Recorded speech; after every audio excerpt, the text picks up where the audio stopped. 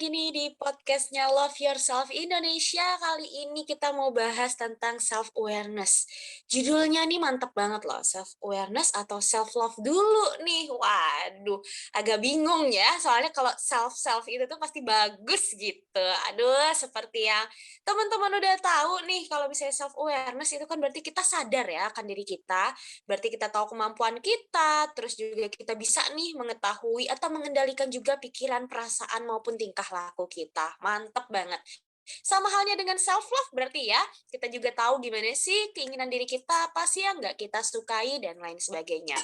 Nah, kalau kita memiliki self-awareness, biasanya tuh kita bisa tahu loh kekuatan atau potensi di dalam diri kita. Nah, ternyata self-awareness ini juga nggak melulu terbentuk karena misalnya kita udah besar gitu ya, punya teman banyak, terus kita baru tahu istilah, oh self-awareness itu ternyata kesadaran diri nih, menyadari potensi, tahu kayak gimana nih yang harus dilakukan. Ternyata nggak harus nunggu gede gitu ya teman-teman semua ya. Ternyata bisa juga loh dimulai pada masa kanak-kanak. Ini termasuk dari pentingnya kesehatan mental ya, dengan istilah-istilahnya masing-masing, ternyata bisa kita aplikasikan dari kita kecil. Oke, terus juga biasanya seseorang ini nggak mudah ya. Jadi kita tuh kalau ngomong mudah aja sih untuk self-awareness, self-love gitu tuh kayaknya mudah banget gitu. Tapi ternyata kalau kita mengaplikasikan, ada beberapa orang yang merasa kesulitan dan kayaknya butuh banget nih untuk Eee, caranya sendirilah minimal ya sebelum datang ke profesional. Kira-kira ada nggak sih ya cara-cara khusus yang mungkin mudah yang dilakukan oleh diri sendiri di rumah gitu tanpa bantuan profesional? Atau emang apa-apa tentang kesehatan mental itu harus didampingi nih sama ahlinya. Nah, malam hari ini kita mau membahas tentang self-awareness dan juga self-love. Nah, di sini, saya sebagai moderator, perkenalkan nama saya Ade Ayu Harisdiana Putri. Teman-teman semua bisa panggil saya Ayu. Nah, di sini saya sebagai psikolognya Love Yourself Indonesia akan kedatangan narasumber. Mantap banget narasumber kita pada hari ini adalah Kak Ina Stasia, MPSI Psikolog. Halo, selamat malam. Halo, halo Kak Inas, apa kabar? Baik, baik. Cuma ya Baik ya. antara baik dan tidak ini. Ya. Waduh, gimana tuh antara baik dan tidak tuh gimana? Ya, baik secara Gimana biasa di fisik sisi ya, Kakak? namun kayaknya ada sedikit kekhawatiran terkait Omikron ya saat ini mungkin lagi mulai naik gitu ya. Jadi ya baik tapi kadang cemas-cemas juga nih. Iya iya, benar benar benar benar. Iya, saya juga aduh lagi nggak enak tenggorokannya, dikit-dikit pikirannya tuh udah yang ke situ aja arahnya, jadi cemas Hmm, ya. Semakin kita cemas, semakin kayak beneran relate di tubuh kita tuh penyakitnya. Aduh, hmm, dijauhin deh ya, ya. ya. Semoga Oke, semuanya sehat kesibukannya ya. Kak Ines. Ya, amin. Kesibukannya Kak Ines apa aja sih akhir-akhir ini? Mungkin lagi nanganin klien-klien tertentu kah atau gimana? Hmm. Coba bisa dijelasin Kak Ines kerjanya di mana biar teman-teman semua tahu nih. Hmm, baiklah, salam kenal buat teman-teman semua. Perkenalkan saya Ines Tasya, MPSI Psikolog. Teman-teman bisa panggil saya Ines. Saat ini kesibukan saya bekerja di instansi pemerintah. Selain itu saya juga bekerja di Yayasan Praktek Psikolog Indonesia dan juga saya ada di yayasan untuk terkait pemberdayaan perempuan juga dan perlindungan anak. Kurang lebih sih seperti itu Mbak Ayu. Untuk klien, biasanya saya fokus pada klien anak, tapi bisa juga kadang-kadang masuk ya ke keluarga atau mungkin permasalahan dari lingkungan-lingkungan anak juga gitu. Iya iya iya, mantep ya kalau misalnya mau membahas tentang anak gitu atau menyelesaikan kasus anak, nggak akan jauh-jauh juga nih dari ayahnya, ibunya, kakaknya, kakeknya, neneknya, dan semuanya. Jadi pastinya Hmm. Kak Ines juga bisa nih ya untuk intervensi atau juga konseling keluarga ataupun individunya masing-masing gitu. Ya, Nanti kalau misalnya mau hubungi Kak Ines bisa hubungin ke Instagramnya karena sama aja namanya. Iya, iya. Sama namanya Cuma Kak Ines. A-nya di belakang ada Nama Kak 3, Ines, iya. oh, aduh, Inastasia A-nya 3 gitu di Oke, belakangnya. oke. Oke. Sip, malam hari ini Kak Ines kita mau bahas tentang self awareness dulu atau self love dulu nih gitu ya. Ini juga Hmm, relate dengan pekerjaannya Kak Ines karena ternyata seperti yang saya singgung tadi di awal self awareness itu ternyata bisa dari anak-anak juga ya iya, Kak iya. Ines ya ternyata ya Hmm, gitu. hmm. Berarti self love juga sebenarnya bisa nggak ya kalau kita tanamkan nih dari kecil juga karena mungkin Hmm, kalau bisa kita tanamkan semua hal yang baik dari kecil saat gede itu kita bisa lumayan sigap antisipasi kalau hmm. terhadap hambatan atau permasalahan yang menghampiri kita gitu. Coba sebelumnya menurut Kak Inas dulu nih, kita buka dengan self awareness itu apa sih? Iya, iya, baik. Terkadang banyak ya pertanyaan self awareness, self love gitu ya, apalagi dengan keadaan saat ini gitu ya, yang dimana masyarakat mungkin sudah notif nih sama kesehatan mental gitu ya, dan tren belakangan ini banyak gitu artis-artis yang mungkin sudah apa namanya go public gitu ya terkait kesehatan mental yang mereka alami. Jadi mungkin apa sih self awareness? Biasanya kalau di Indonesia kita apa namanya mengetahuinya dengan kesadaran diri gitu. Kita memahami diri kita sendiri dengan tepat. Itu baik berkaitan dengan pikiran, perasaan kita dan bagaimana sih kita mengevaluasi diri kita.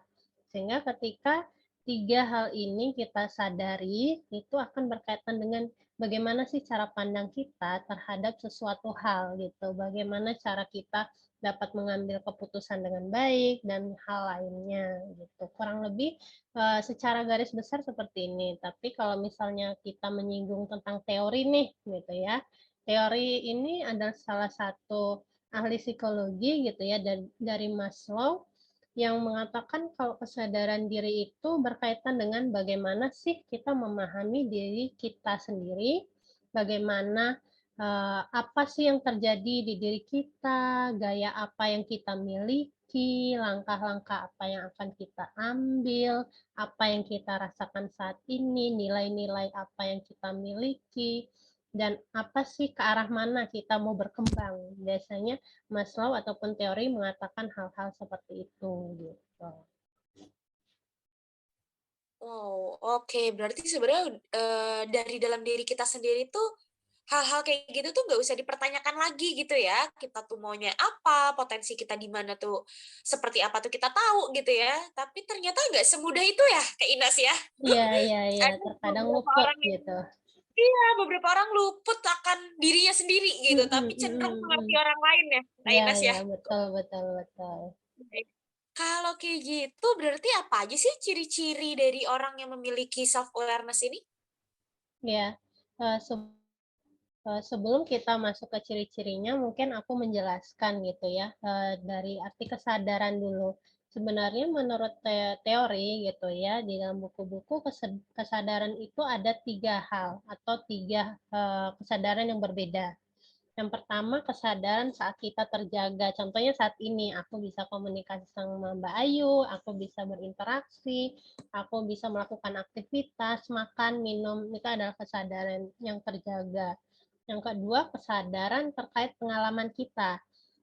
Pada saat aku usia segini kan pasti ada tahap-tahapan yang aku lalui gitu ya, dari kanak-kanak, remaja, dewasa, ataupun nanti saat tua gitu. Ada pengalaman-pengalaman yang mungkin bersifat subjektif gitu, pasti pengalaman baik, buruk, atau hal yang lainnya.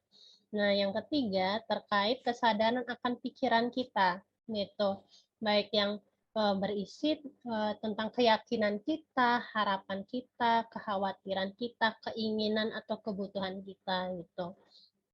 Jadi kalau ditanya ciri-ciri orang yang memiliki self awareness itu orang yang mungkin mengetahui nih kelebihan dan kelemahannya apa gitu, terus potensinya apa, terus dia tahu batasan dirinya. Terkadang kan orang-orang nih banyak yang terlalu mengiyakan segala hal gitu ya, kadang tidak tahu nih Kak, kalau aku tuh tidak nyaman kalau diginiin atau aku tuh tidak nyaman kalau seperti ini gitu. Dan mungkin di orang yang memiliki self awareness, dia mampu menghadapi tantangan dan juga menyusun tujuan-tujuan hidupnya ke depan gitu. Jadi dia sadar apa yang dia inginkan, apa rencana masa depannya, apa yang harus dia lakukan. Biasanya mereka sudah paham akan itu. Oke, berarti emang sebenarnya kita tuh udah ngerti banget nih ya, selain tahu tentang potensi diri, tapi ke depannya tuh kita tuh maunya apa gitu ya. Mungkin dari potensi itu kita bisa melihat nih ke depan, Mm-mm. oh saya ini sukanya kayak gini nih gitu. Tapi menarik juga seperti yang kita tahu ya, kalau misalnya kita semakin bertumbuh, semakin berkembang, kita punya teman dan juga lingkungan yang bisa mempengaruhi kita gitu ya, kadang ya Kak Inas Mm-mm. ya.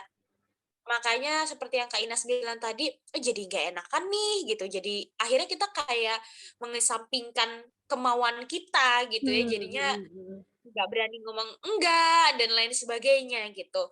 Nah, apakah orang-orang yang mungkin kurang aware nih sama dirinya sendiri gitu ya, belum punya self awareness yang baik, itu tuh bisa dibangun gitu, Kak Inas, bisa dipupuk dari kapan dia sadar gitu, atau memang ini nih perlu kayak bantuan gitu dari profesional apa? Seperti apa? Oke, Inas.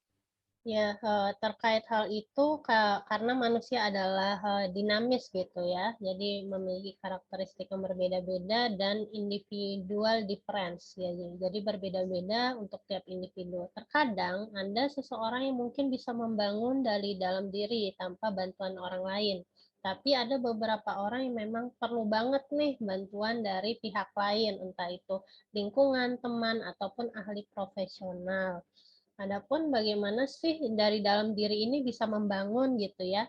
Terkadang sadar itu ketika kita mungkin tahu apa yang kita butuhkan, tapi mungkin kita tidak tahu apa yang kita harus ambil atau kita putuskan gitu. Nah, ini yang mungkin perlu bantuan dari orang lain dan kadang memang ketika kita sadar akan sesuatu mungkin perlu nih dikasih tahu atau orang sekitar gitu, harus ada yang ngomong gitu baru kita sadar gitu ya, atau mungkin sebenarnya aku nih bisa tapi aku merasa insecure, jadi butuh dukungan dari orang luar gitu ya, mengatakan bahwa kamu tuh bisa kok, kamu bisa. Dan kadang hal itu yang mungkin perlu dilakukan dan mungkin bisa meningkatkan motivasi kita gitu akan bahwa tidak semuanya mungkin yang aku rasakan itu adalah kelemahanku, tapi ada juga nih kelebihanku gitu ya. Jadi kita mungkin lebih pada membandingkan diri dengan orang lain dan itu yang mungkin malah membuat kita semakin tidak paham dengan bahwa sebenarnya ya sama aja, mungkin tahapnya aja yang mungkin orang lain lebih cepat atau kita butuh proses atau seperti apa gitu. Oke, ternyata lingkungan itu juga kita perlukan ya, seperti halnya manusia yang butuh bersosialisasi gitu ya. Ternyata emang dari sosialisasi tersebut jangan-jangan dapat membangun self awareness dari diri seseorang gitu ya, Kak Ines ya. Betul, apalagi kalau misalnya kita bicara anak-anak gitu ya. Anak-anak kan identiknya dengan modeling nih, modeling Baik. antara dengan orang tuanya atau lingkungannya, guru-guru di sekolah ataupun mungkin masyarakat sekitar gitu. Mereka akan mengambil perilaku-perilaku yang mungkin pengasuhnya itu lakukan gitu ya. Jadi terkait self awareness ini mungkin ada orang-orang yang memang dari kecil tidak diajarkan gitu ya bagaimana uh, bisa meningkatkan gitu ya, bagaimana dia bisa percaya diri, bagaimana dia bisa melatih kemampuan dirinya, bagaimana dia mengidentifikasi nih emosi-emosi yang ada di dirinya gitu. Malah mungkin masyarakat sekarang malah kalau anak kecil cowok, kamu jangan nangis gitu ya, kamu kan cowok nggak boleh nangis gitu, padahal kan itu nggak boleh sebenarnya, karena mau gimana pun namanya anak gitu ya, kalau jatuh ya sakit ya nangis gitu, respon utamanya.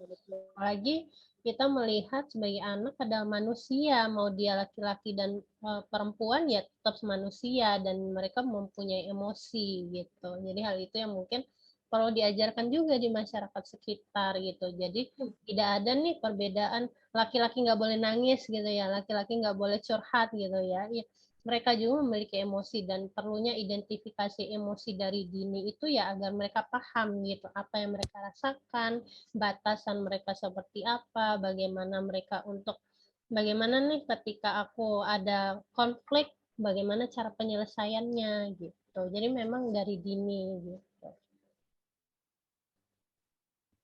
Ya, nah itu penjelasannya tadi cukup mewakili banget dan kayaknya udah bener-bener komplit karena bener banget ya kita tuh cenderungnya kalau punya anak laki-laki pengennya kuat gitu ya. Padahal mah Mm-mm. bener sih pengennya kuat, tapi kalau dia emang harus menangis, harus sedih ya nggak apa-apa gitu ya. Nanti kebiasa sampai gede kalau dia ketemu hal-hal yang menyedihkan, ekspresinya flat gitu ya. Akhirnya kurang bisa memvalidasi emosinya sendiri. Nah, ini nih menarik banget ternyata tentang self awareness nih. Saking menariknya kita mau bahas nih Kak Inas nih. Seberapa penting sih sebenarnya self awareness tuh untuk seseorang gitu? Atau di masing-masing individu tuh perlu banget kah self awareness ini? Iya, iya. Kalau ditanya seberapa penting, ya pasti sangat penting gitu ya. Kalau misalnya nih, kalau kita di psikologi gitu ya Mbak Ayu, ketika nih klien kita tidak sadar kalau dia merasa ada yang salah di dirinya, otomatis kita nggak bisa merubahnya gitu. Jadi ketika dia sadar ada yang salah di dirinya, pasti dia akan ada nih kemauan untuk memperbaiki diri, ada kemauan untuk berubah, atau ada kemauan untuk berproses gitu. Jadi ketika kita sudah paham dengan diri kita, sadar akan kemampuan kita, potensi kita, kelemahan kita, dan hal apapun yang ada diri kita, otomatis kita bisa memperbaiki nih atau berproses dan mungkin kita juga bisa merawat diri kita gitu. Jadi tahapan utama untuk kita bisa menjadi lebih baik adalah kesadaran gitu. Kadang kita mungkin belum tidak bisa mencintai diri kita ya karena kita belum sadar gitu bahwa oh ada diriku nih, ada aku yang mungkin perlu aku rawat, perlu aku cintai, perlu aku bantu gitu. Jadi sangat penting.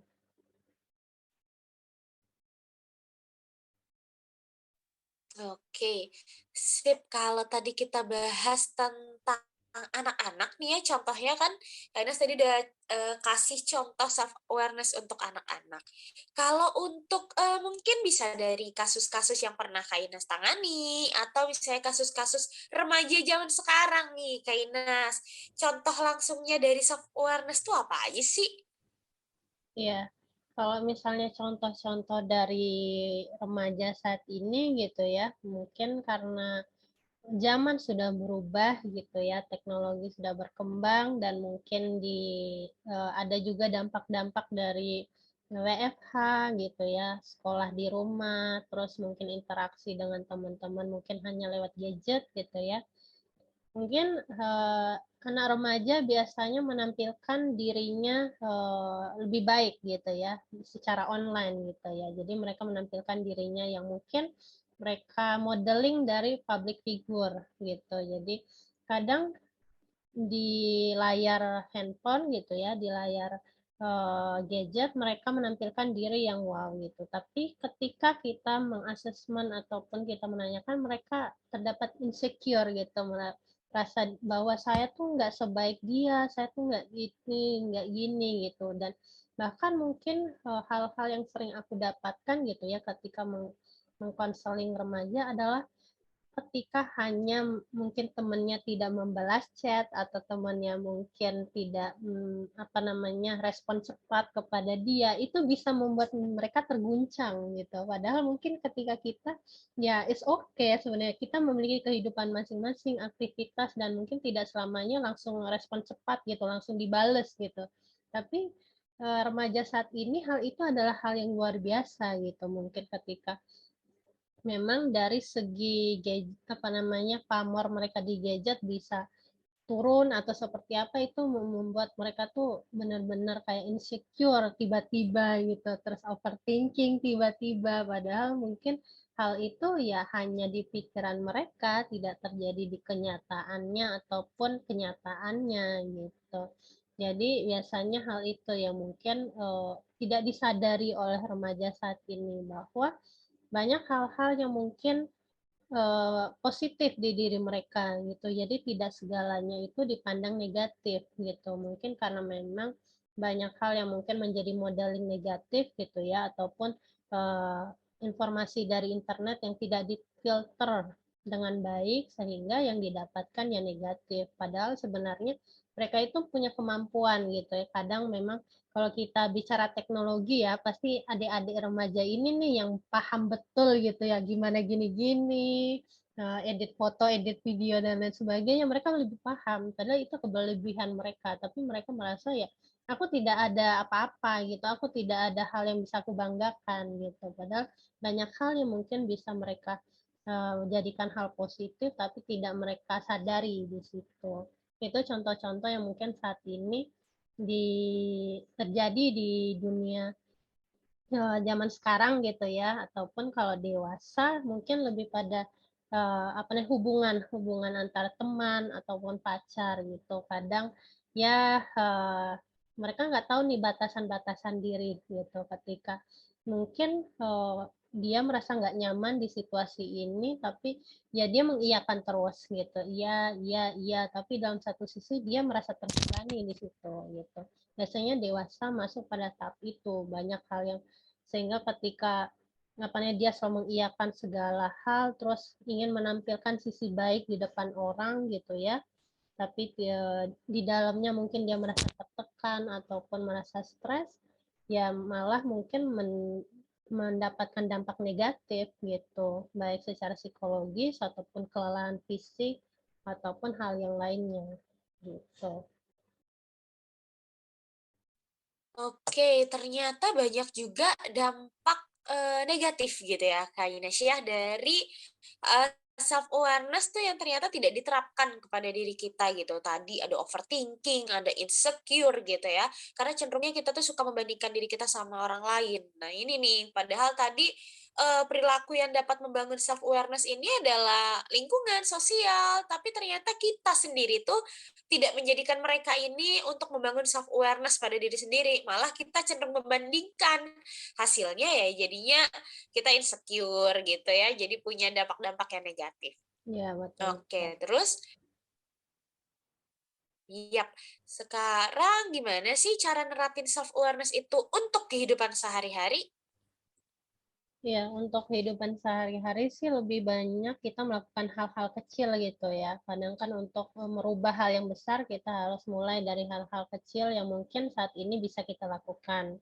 Contohnya nih, teman-teman bisa menuliskan kelebihan-kelebihan teman-teman, potensinya teman-teman apa, kekurangan teman-teman gitu ya. Batasan diri teman-teman juga harus teman-teman pahami gitu. Tidak menuntut diri gitu ya, harus sesuai dengan keinginan orang lain gitu ya.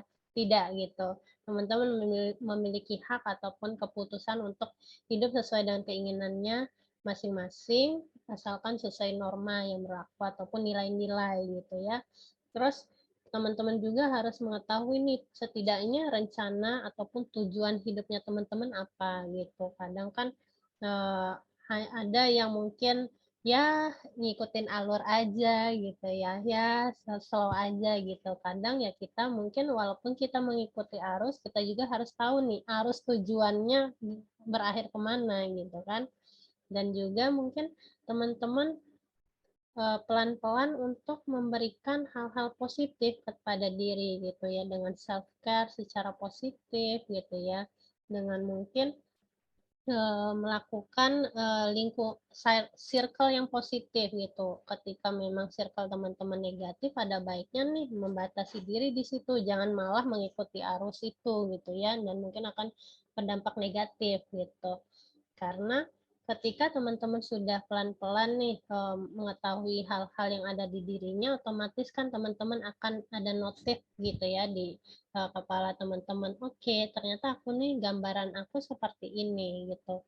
Dan hal yang mungkin tidak membuat aku nyaman seperti ini. Nah, otomatis ketika teman-teman sudah tahu itu, teman-teman bisa lebih menghargai nih diri teman-teman gitu. Jadi pelan-pelan pada hal kecil, kalau misalnya mungkin bercermin, berikan afirmasi positif kepada diri. berikan semangat gitu ya. Tidak harus dapat dukungan terus dari lingkungan, kadang kita menyemangati diri sendiri itu lebih berarti juga gitu. Waduh, menarik banget. Gak harus minta validasi dari orang lain, tapi dari diri sendiri itu juga perlu. Itu tadi afirmasi positif ya. Setiap hari teman-teman ngaca, itu jangan hanya ngaca aja ya Kak Ines ya. Tapi Hmm. bilang kalau diri kita tuh kuat, cantik gitu ya. Gak harus nunggu dandan menor gitu Hmm. ibaratnya biar dilihat orang. Tapi kita dandan tuh ibaratnya untuk diri kita sendiri. Sama halnya kayak tadi kita punya kekuatan potensi dalam diri. Kalau misalnya ngerasa kok orang-orang belum klik ya gitu, belum nemu ya sama potensi aku, ya gali terus ya Kak Ines ya, Ya, ya. dikembangkan terus gitu. Jadi cenderungnya yang kita lakukan itu untuk diri kita dulu gitu, biar nanti orang lain juga bisa lihat bahwa kita punya potensi, kita punya keinginan, kemauan yang akhirnya kita lakukan gitu. Ya. Mantep banget untuk self awareness kayak udah terbungkus rapi nih dijelasin sama Kak Ines. Kita tadi udah nyerempet-nyerempet gitu ya ke self love ya. Hmm. Karena afirmasi positif gitu ya. Kayak menyayangi diri sendiri. Aduh, sekarang kita mau bahas nih. Apa sih self love itu? Ya, self love itu biasanya kegiatan yang menyayangi gitu ya, menyayangi diri bagaimana kita mungkin menghargai diri kita. Biasanya kegiatan untuk self love itu meliputi nih menyadari diri sendiri, menghargai diri sendiri, percaya pada diri sendiri, peduli pada diri sendiri. Rangkaian-rangkaian kegiatan ini yang mungkin nanti akan menghasilkan nih hal-hal seperti emosi negatif. Ya, jadi kita jadi merasa oke ketika kita merasa harga diri kita naik, kepercayaan diri kita naik, peduli akan diri kita naik, maka akan muncul rasa cinta akan diri kita gitu. Oke, terus kalau contohnya dari self love itu apa sih? Mungkin kalau sebagian orang searching gitu ya di Google ya, oh, self love itu berarti yang penting cinta deh sama diri kita sendiri. Kadang-kadang orang tuh berkedokan healing, healing, healing gitu ya kayak Ines ya. Jadinya check Hmm. out belanja gitu, terus Ya, keluar ya. beli makan, keluar beli seblak hanya untuk healing, healing, healing gitu. Atau ini Hmm. kan bentuk reward untuk diri sendiri atau ini kan bentuk self love gitu. Nah, Ya. kalau dari Kak Ina sendiri, contoh self love yang sebenarnya benar gitu ya, bukan hanya dikit-dikit pengennya dimaklumi, berkedokan kata self love. Nah, kalau contohnya tanya dari self love nih apa, Kak Ines? Ya, terkait self love itu sebenarnya aspeknya ada 4 ya. Yang pertama itu self awareness, sadar akan dirinya, terkait kelebihannya, kekurangan, potensi dan lain sebagainya. Kemudian self esteem.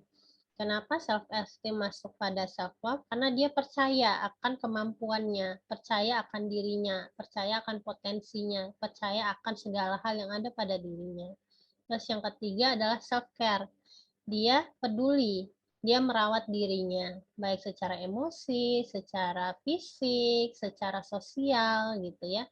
Dan yang terakhir self worth. Jadi dia menghargai dirinya. Jadi segala hal yang mungkin menjadi keputusan, dia dapat menyelesaikan masalah, tidak membandingkan diri dengan orang lain, itu termasuk dari contoh-contoh gitu ya. Dan catatan mungkin banyak teman-teman yang mengatakan self reward, healing dan lain sebagainya. Tidak selamanya healing itu berakhir dengan hal-hal yang mungkin menyenangkan gitu. Contohnya nih ibaratnya kita memiliki jatuh dari motor gitu ya, ada luka di lutut. Otomatis mungkin kita akan minum apa nih makan es krim atau minum kopi gitu ya. Itu kita memberikan rasa yang menyenangkan gitu, rasa senang di situ. Tapi kan luka kita masih ada gitu. Jadi bukan itu termasuk healing. Healing itu kadang kita perlu nih merawat luka kita gitu. Contohnya kita mungkin membasuh dengan air, alkohol, atau memberikan betadin, menutup luka kita.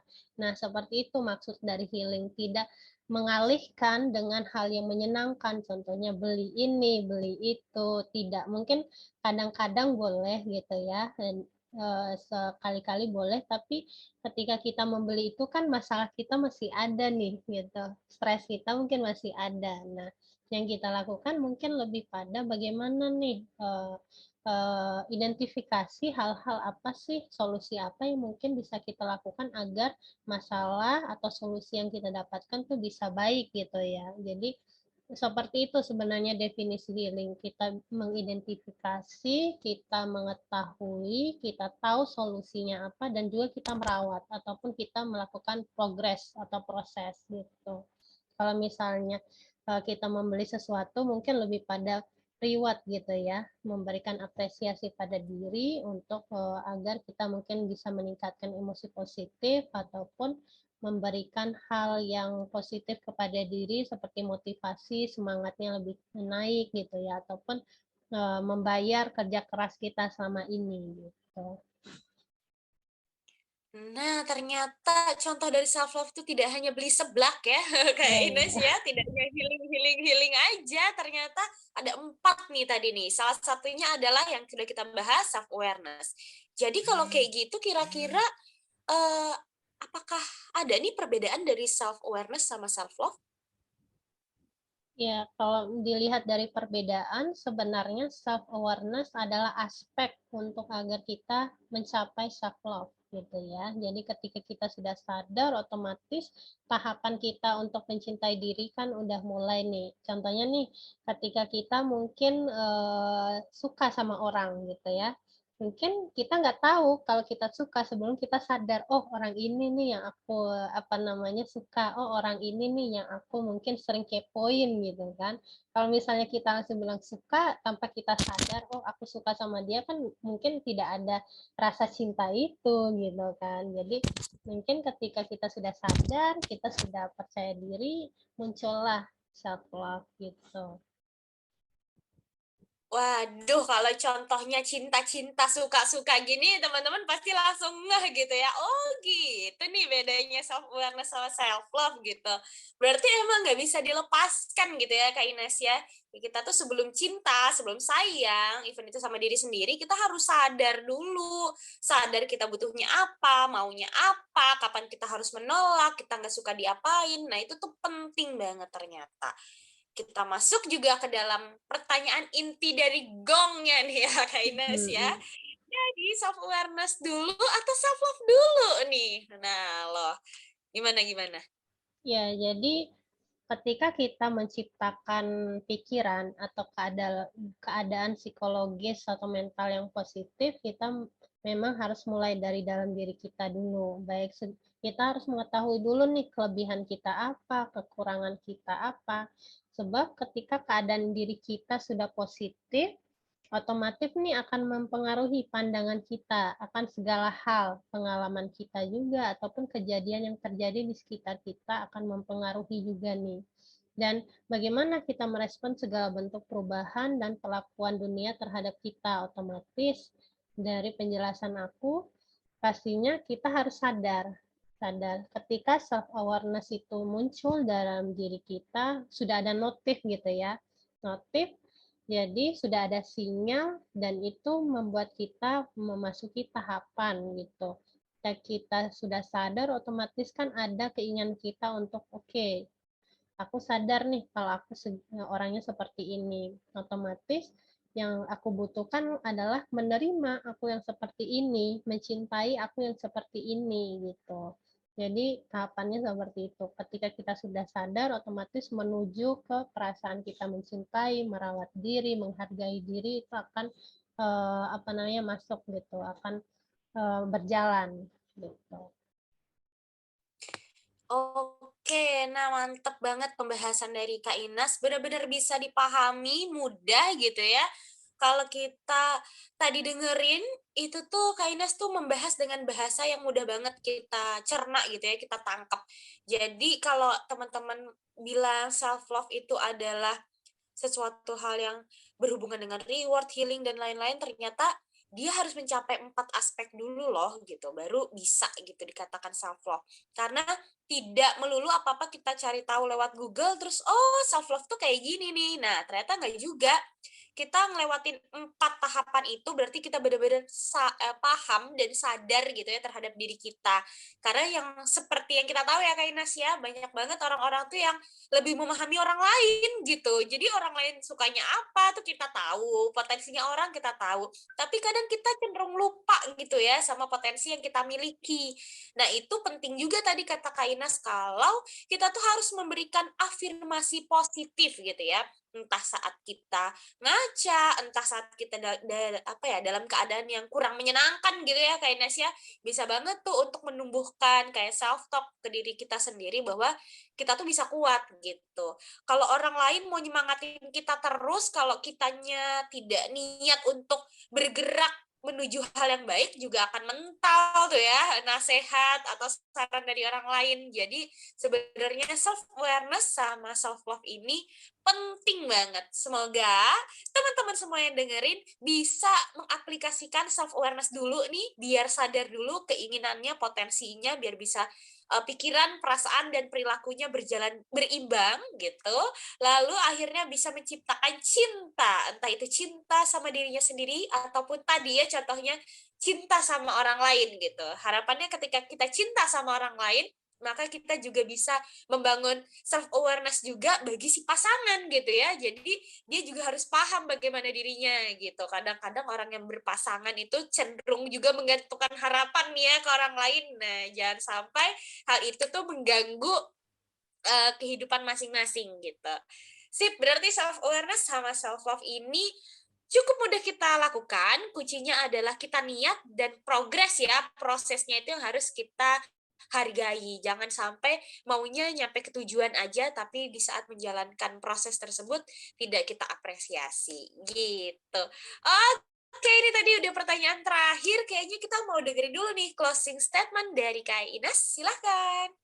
Oke, terima kasih Kak Ayu. Jadi memang self love dan self awareness ini sangat-sangat mungkin kita rasakan gitu ya di kehidupan sehari-hari, tapi tidak selalu mungkin kita bisa notif gitu ya, bisa langsung paham dengan diri. Dan memang kita butuh proses untuk menuju self love, self awareness gitu ya. Tidak apa-apa teman-teman, tidak ada yang memaksa teman-teman untuk langsung bisa self love gitu ya. Semuanya butuh proses, semuanya butuh waktu gitu. Jangan memaksakan diri.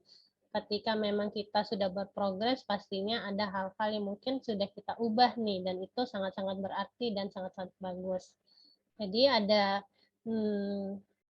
kehidupan yang baik adalah sebuah proses, bukan suatu keadaan yang ada dengan sendirinya. Kehidupan itu sendiri adalah arah, bukan tujuan. Jadi sangat normal nih ketika di jalan kita menemukan hambatan, bisa jadi jalannya berliku, menanjak, curam, bisa jadi kita terjatuh atau kehilangan arah. Namun teman-teman jangan putus asa, itu semua adalah sebuah proses bagi kita untuk menemukan hal yang baik yang ada di ujung jalan. Sekian dari saya, terima kasih, semoga bermanfaat, sampai jumpa lagi. Wow, keren banget, bener. Kita lupa kalau ternyata jalanan tuh nggak selalu mulus ya Kak Ines ya. Ada aja polisi tidurnya, ada aja jalannya ditutup dan lain sebagainya. Tapi teman-teman tuh masih punya jalan lain, punya alternatif lain untuk bisa nyampe ke tujuan. Sip, jangan lupa diaplikasikan apa aja tadi yang sudah Kak Ines sampaikan. Oke, terima kasih banyak Kak Ines Terima kasih atas masukannya, banyak. atas penjelasannya mengenai self awareness dulu atau self love dulu. Semoga teman-teman semua bisa mencerna dengan baik. Kalau misalnya nanti ada pertanyaan-pertanyaan seputar kesehatan mental, teman-teman bisa langsung aja DM ke Instagramnya Love Yourself Indonesia ataupun ke nomor adminnya. Kali aja ada yang bingung nih, nanti bisa kita bantu komunikasikan dengan Kak Inas gitu. Jangan lupa tadi yang mau follow Instagramnya Kak Inas juga udah kita singgung di awal. Oke, kalau kayak gitu sampai bertemu di podcast berikutnya. Sehat-sehat semuanya. Terima kasih Kak Terima Inas. kasih.